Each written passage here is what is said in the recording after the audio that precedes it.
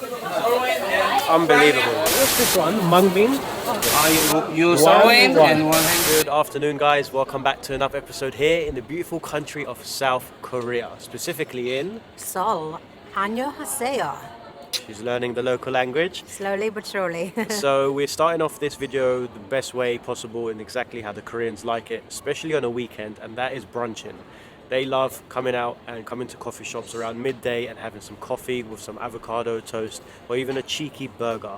But so we've come to this place, we're hoping to get a table. It's called Craft 413 project or something like that. Super funky little place. We're just waiting to go in. Guys, if you are new here, don't forget to subscribe because there's a lot of great videos coming out here in South Korea that you don't want to be missing out on. But today specifically, we're going to be showing you a little bit more of the, I would say, cultural side of South Korea. The traditional side of things, a little village, their biggest palace and things like that. And probably something that you don't usually see on YouTube. Because usually when you watch a lot of videos here, you always just see kind of the big buildings and all the modern type of thing. But it's also nice to see the other side of Korea. So guys, strap in because it's going to be a great video. Hopefully you enjoy it. Let's go. Welcome to Seoul, the 16th largest city in the world, a city full of bursting energy and character. Also famous for their K-pop culture and Gangnam Style, which is a South Korean lifestyle associated to the Gangnam district in Seoul, where people were trendy, hip and are of a certain class. In this video, I'll be showing you the best of the city, so stay till the end so you don't miss out on any of the details.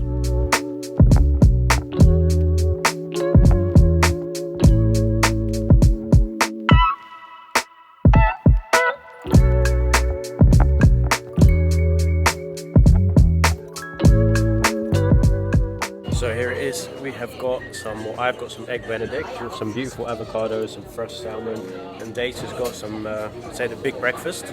No, it's just an omelette with the sausage and some rye bread and some hash brown. Very nice.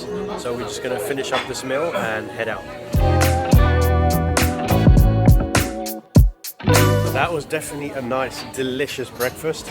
Ready to get our day going now. So the area where we had that breakfast was actually Gangnam area, which is one of the most trendiest places here in Seoul, South Korea. Also a great place to actually get all your brunches because, as I mentioned earlier, they're so famous for it.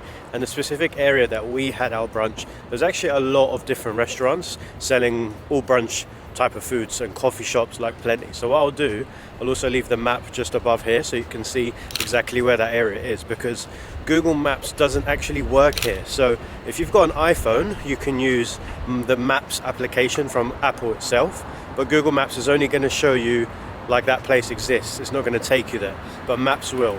There's also a Korean app which you can use. I'll also just put that here. It's called Naver. Naver, and also something beginning of K, but I'll just put that here as well. Kakao, that's the one, yeah. So now guys, we're going to head into the train station and we're going to go all the way to the palace. So as we just wait for our train, I'm going to show you guys how you can actually move about. So get one of these green cards. They're basically, you can get them from any grocery store. The best one you can find it is a place called CU. It's like a green 7-Eleven looking place. Convenience store, yeah. And you can use this card for trains, taxis and buses. You can just literally top up at any convenience store. Also you can top up in the station itself. But one quick note, I just want to let you guys know that always make sure you have enough on your card, because what may happen when you try to exit a station, if you don't have enough, it actually won't let you out, and then you have to go through the whole havoc of trying to top up just as you get out. And because everything's in Korean and you have to change it to English, it can be a bit of a nightmare, because it happened to us yesterday and then we had to call one of the guys to come down, and then he kind of just let us out because the machine wasn't giving us change, and just basically just basically want to save you guys some of the headache. So top up enough. We typically put on about between 5,000 to 8,000 won, which is roughly about how much, $5? Yeah, around $5, and that takes us around the whole city for a whole day. Yeah. I'd say about 5-6 trips. So we're just waiting for our train now.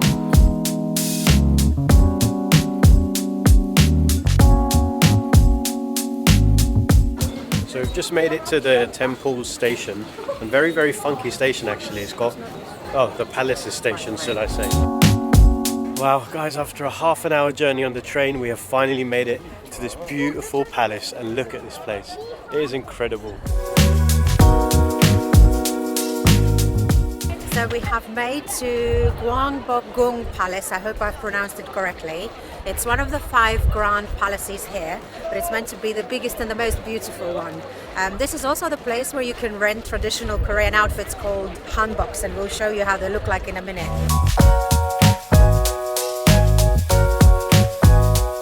So interesting, guys. Everyone is walking around with these outfits. It's a weekend today as well, so it's quite busy. I'm not sure exactly what they do. I think they just rent out the outfits and just take like pictures here.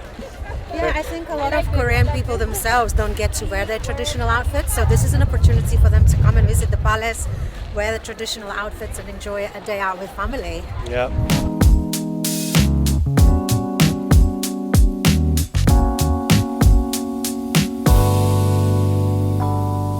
Two tickets were 6,000 won, which is around about $6, I believe. So cheap and cheerful. Wow, look at this, guys. Literally hundreds of people taking photos together like this with their dresses on. So once you get your tickets, then you can actually be allowed into this main area.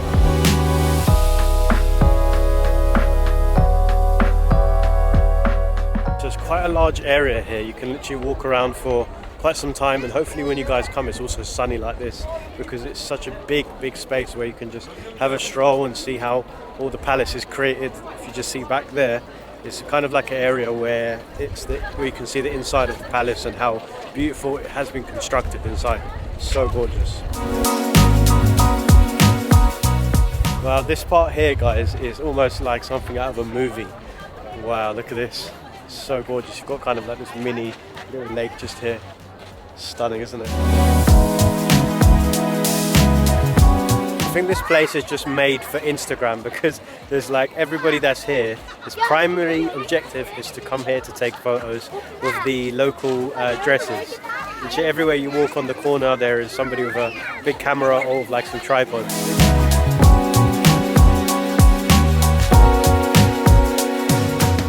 That is the palace officially over now. We're going to head back into the station because we're now going to go to a place that's called Bukchon Village. Bukchon Hanok Village. Let's go.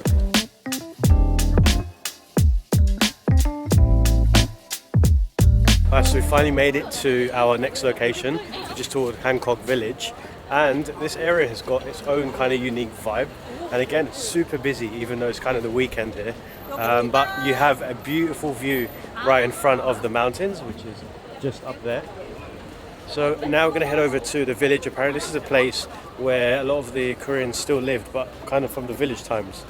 No, it's actually a nice little preserved area with hanoks, and hanok means Korean traditional building made out of wood, and people still live there, so you need to behave yourself and be respectful.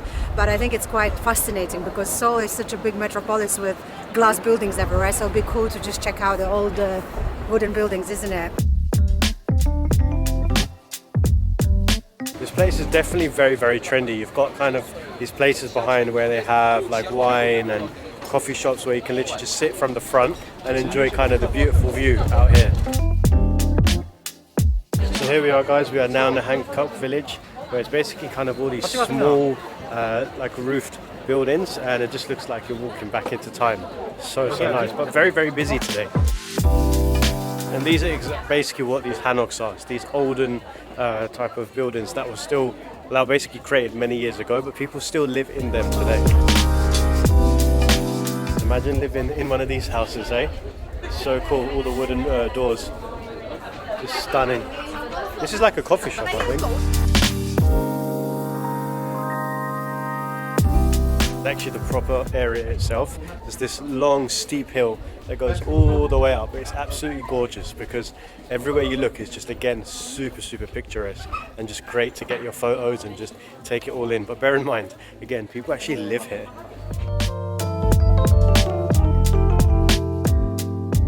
One one advice I can give you guys that are visiting this place, if you want to come when there's probably nobody here, bear in mind this is a resident area, so it's always going to be open. Probably I recommend coming around 6, 7 in the morning when everyone's still asleep, so then you can have this whole place to yourself, because today's actually a Saturday, and as you can see, it's literally thousands of people here. Full of tourists. Yeah, a lot of tourists, and look, I'm one of them. But we just have to pick and choose. We are travelers. There's a big difference between tourists and I guess so. travelers. That's true as well, yeah. We're actually showcasing the countries to you guys that are watching. So anyway, as I say, pick and choose the times that you come here. If you don't mind a lot of tourists, then it doesn't matter. We're now actually heading over to Gwangjang Market because we are absolutely starving. Even though we had breakfast not long ago in the video, it's actually been a few hours for us. But we're going to hopefully go and find some nice street food and then hopefully get some amazing Korean barbecue. So we're just having a little stopover just before we head over to the market in this place that's called Little Butlers, and it's like almost like a little British looking place. But very, very nice, very cute little cafe, and it just basically reiterates why this area has so much character, because these are the type of cafes and coffee shops you can find whilst walking across it. I feel like I'm in Paris actually. Yeah, it's very strange. Paris, but in South Korea. But yeah, so much character this place. So our coffees have arrived, and I would say in good style. Look at these bad boys. Let's see if it tastes as good as it looks. Yeah, that's good. Nice and strong. There we go, guys. A nice coffee. See you, my friend. A nice coffee break finished. Now we're going to head over to the markets and finally grab some of that Korean barbecue. So we have finally made it inside the famous Gwangjang Market, and I'm happy to say that it's kind of outside, because it's so cold right now. So let's see what weird and wonderful things we can find here. You can start to smell all the food, and it seems like we have like these small little markets where people are sitting down and just having some of the local delicacies. When you walk through here, guys, I would say that this is the more traditional side of Korea, where you'll find a lot of the very local delicacies. The oldest markets here, and you could actually really tell once you're here. So many different flavors and spices. I'm not sure what all this is, but it smells absolutely delicious. Wow, this is like kimchi spices. We've got seafood, we've got crabs. So crazy. If you guys don't know, Korea is very famous for this thing called kimchi, which is basically spicy cabbage in all of their flavors. We're gonna see if we can get this. What's this one? Mungbean? What is it? This one? Korean bean, yeah, Korean bean. Korean bean. Okay. Can I have one? 5,000. That's all she wants is 5,000. You obviously don't look trustworthy. Yeah. There you go. Wow. Thank you. Thank you. So busy where we currently are. We just found a seat and we're going to try these interesting things.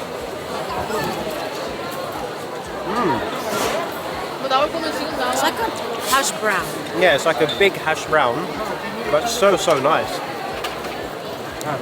Made from mung bean. Yeah, basically like a really fat hash brown, super oily, and I'm not gonna lie, it's actually very tasty. You got like potato in there, and you got some vegetables, but it says a mung bean, but I don't see any bean inside. No, mung bean is this one here. See, like this sprout type bean. And now, guys, we are gonna get some fresh grapefruit to wash down some of that oily hash brown thing that we had. So what I love here, guys, is they still use the old school technique of squeezing. They don't have kind of the blenders or anything like that. So that's one of the best ways to actually still get as much juice out of it without getting rid of all the small bits as well. So this is our first juice here. Let's see what it's saying.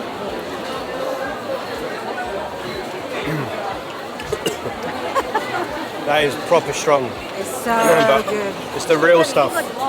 Proper nice, fresh grapefruit with And orange. orange, yes. Grapefruit and orange, so good. My absolute favorite, you guys. It's so good. One thing I have to say, guys, is be prepared to have a lot of fried food when you're here in Korea, because a lot of the street markets here and the street stalls, they have a lot of fried food. We are now in a street which is, well, actually we're heading to a street called Insadong. And this is apparently another famous street here in Seoul, where we're officially going to have the Korean barbecue. Yeah, we've literally been waiting everywhere. I thought we were going to have it in the market where we were, but actually I was wrong. So we're going to find a specific restaurant where it does it very, very well. But this street that we're walking on right now is just so colorful, vibrant. The sun is currently setting, and it's just kind of making me enjoy being in South Korea that much more. And I hope when you guys come here or are watching the video, you can also feel like you're here with us enjoying this trip. So we're now in the Insadong area, and once again it's got its own charm, and literally every area that you go to here in Seoul is completely different from the other one. It's not like when you go to other countries, I'd say a lot in Europe, when you go they all look kind of similar, but here they just have their own unique twist on them. Like this one here is just like full of lights, colors, different like restaurants going off, and people kind of having a good time, right? To be honest, this is how I imagine Seoul to be. You know, all the flashy lights around the buildings, people laughing, having fun, lots of different flavors. It's so much fun. You can just walk and have fun without doing much. Yeah, we've literally actually walked from the market that we were in earlier. It took about 20 minutes or so. So Seoul is actually a very walkable city. And if you're worried about safety as well, we've not so far, touch wood, felt kind of worried about walking on the streets. It feels very safe here. Yeah. Again, obviously, be very vigilant, but it's a big city, so you still have to be careful, of but course. it's been very, very good. Yeah. I think we finally found the restaurant. Yeah, this is it. Wow. Marshmallow. For 2 people? Over there? Well. After a long walk, we have finally made it, and it smells delicious in this restaurant. We've got like a stove on our table, which I'm guessing this is where the barbecue, we'll probably get warmed up. Yes. Order 2 order dish. 2 dish order, please. 2 dish? You 2 people, 1 order no. Stand at the table, 2 dish order. Okay, just get 2. What's slip Spencer loin? What's the top one? Sirloin, the best of best. So sirloin. high price. I think 1. Hanger 1, prime rib. Yeah. We'll get no. Hanger steak and 1 of this. You sirloin and 1 hanger steak and drink? Drink. What do you want? We don't need a drink, thank you. Only water? Yes, yeah, please. okay. And rice? Do you want rice? Yeah, some rice. 2 rice, 1 rice. One. 1 rice. Okay. So we have got all the condiments. So before any food has even arrived, they have given us all these small little bits. Like I think this is salt. This is a little bit of rice. Wow, look at that sticky rice. I think this is like potato. Red on corn salad. Some garlic, some lettuce. I don't know, potato maybe. No, that's right. And we have ordered a hanger steak and a sirloin steak.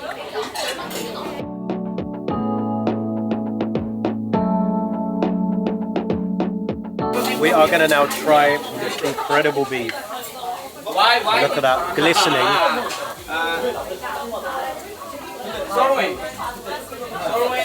Unbelievable. It's got this smoky flavour. I've hardly put any salt on it. Usually I like my beef to have some salt, but literally a touch of salt, and the barbecue flavours are coming through so well. And then you grab some of this kind of like, they've got kimchi. We've got some kimchi, which is the spicy cabbage. Kimchi. That is good. So the good thing with this Korean barbecue is you can cook it to your liking. I don't want any blood in mine, so I'm just putting some garlic on top and just making sure it's cooking through. Oh yes.